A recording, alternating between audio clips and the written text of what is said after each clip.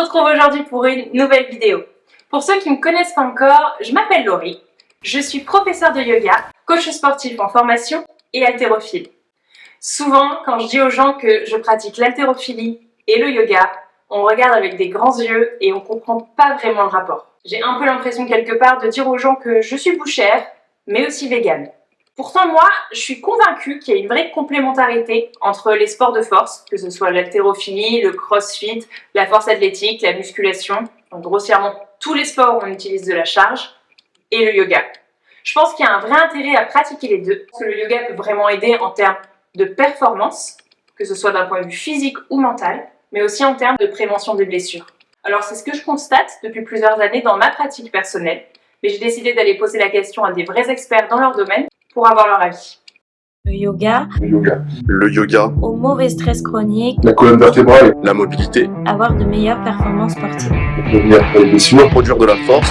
Alors aujourd'hui on va aller voir Thibaut. Thibaut il est ostéopathe et pratiquant de crossfit et on va aller lui demander son avis sur l'impact des sports de force et du yoga sur votre squelette et plus particulièrement votre colonne vertébrale.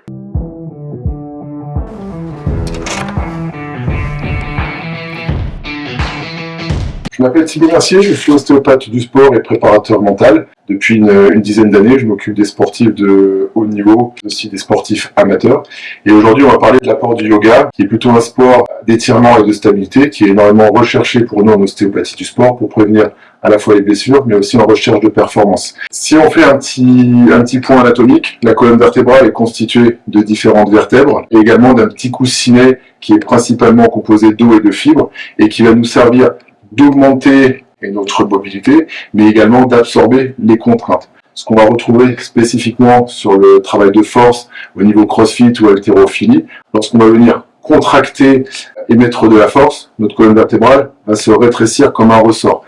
Le risque de ne pas travailler sur la phase de relâchement et d'étirement, ça va être de mettre en tension le système du coup ostéo-articulaire, donc diminuer la performance et amener potentiellement des blessures. C'est là où le yoga va être extrêmement important, c'est-à-dire tout en travaillant la stabilité que nous on recherche en ostéopathie du sport, ça va être d'amener une augmentation de la mobilité ostéo-articulaire en travaillant sur cette élasticité tissulaire et musculaire, relâchant le ressort, ça va nous permettre de gagner en amplitude, mais également en récupération musculaire, afin de diminuer la possibilité de blessure, mais également d'augmenter la performance. Du coup, si j'essaie de vulgariser grossièrement ce que vient de nous dire Thibaut. On fait du crossfit ou de l'haltérophilie, à force, on va avoir un peu la colonne qui va quelque part un peu s'écraser. C'est ça. Du coup, on a un risque de blessure qui est accru et on a à terme une diminution des performances. Exactement, parce que la physiologie du muscle, c'est à la fois un système de contraction,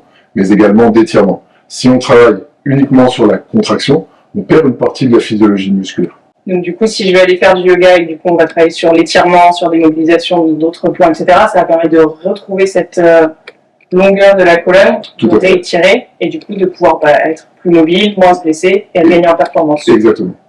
Souvent, ce qui vient en premier à l'esprit quand on parle de yoga, c'est que ça va être une pratique qui va vraiment apaiser le mental, que ce soit par l'enchaînement de pauses et de mouvements ou par tous les exercices qu'on va avoir dans une séance de respiration, de méditation. On va venir quelque part, que ce soit à court terme, à la fin de la séance, diminuer le stress de la personne et au fur et à mesure des pratiques, on va avoir des bénéfices sur le long terme, en dehors de son tapis, sur une baisse du stress global. Et quelque part, je pense que ce stress qui diminue, ça a un vrai impact sur vos performances. Du coup, pour mieux comprendre l'impact du stress sur votre corps, sur votre pratique et en quoi le yoga peut vous aider, je suis allée interroger Elena. Elena, c'est une excellente naturopathe qui est aussi pratiquante de musculation. Je vous en prie.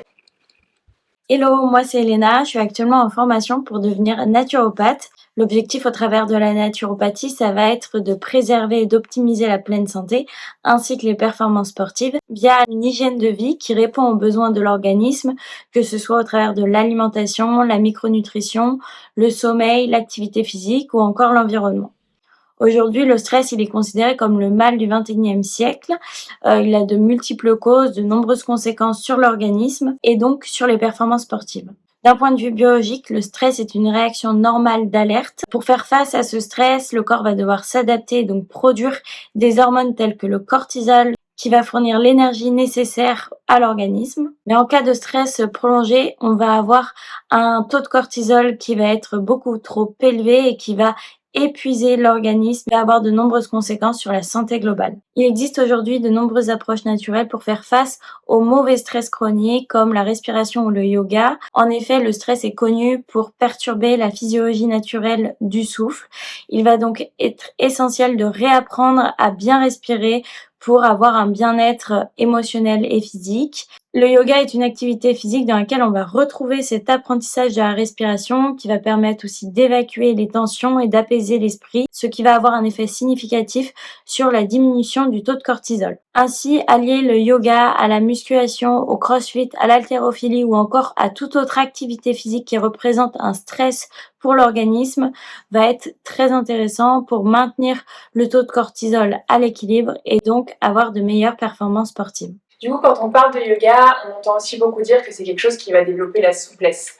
C'est vrai, mais ça va aussi développer la mobilité, et ça c'est quelque chose qui va être hyper intéressant dans la plupart des sports de force. Du coup, je vous propose qu'on aille voir David, qui est coach d'haltéro et haltérophile, pour qu'il nous explique la différence entre souplesse et mobilité, et qu'on comprenne bien l'impact sur notre performance. Salut à tous, donc moi c'est David, coach en haltérophilie. Ça fait plusieurs années que maintenant je pratique l'haltérophilie en tant qu'athlète et en tant que coach.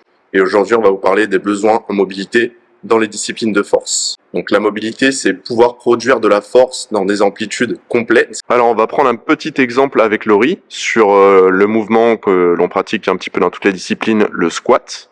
Et on va voir un petit peu la différence entre être mobile au squat et avoir la souplesse pour descendre en squat. Donc là, Laurie va descendre sur un squat en se tenant au rack.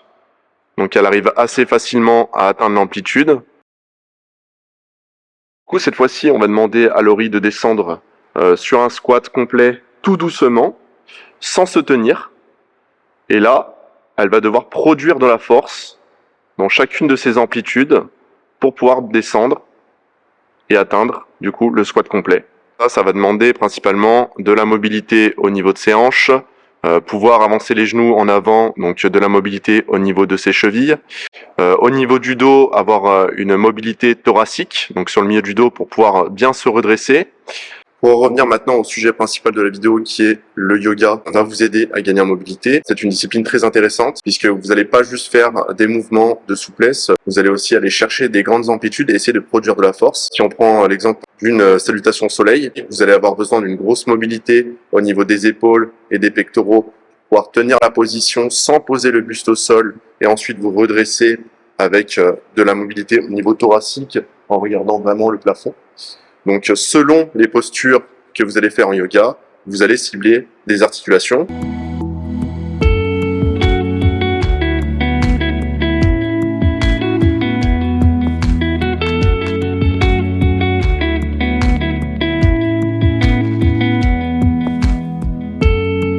Ce plan-là, paf, paf, paf. Ça c'est le plan principal à la vidéo, regardez bien. Paf, triceps, paf, paf, paf, paf. Très important pour la mobilité. T'as fini, oui? Alors j'espère que cette vidéo vous a plu et vous a donné envie d'essayer le yoga. Si vous avez d'autres sujets que vous voulez qu'on explore ensemble, je vous invite à les noter en commentaire. Envie qu'on développe des vidéos sur des routines de yoga, des exercices spécifiques pour développer votre mobilité, pour travailler sur la mobilisation de votre colonne. Vous pouvez également nous le dire en commentaire. En attendant, vous pouvez cliquer ici pour regarder notre dernière vidéo ou ici pour vous abonner et ne pas rater la prochaine. Je vous dis à bientôt et on se retrouve la semaine prochaine pour une nouvelle vidéo.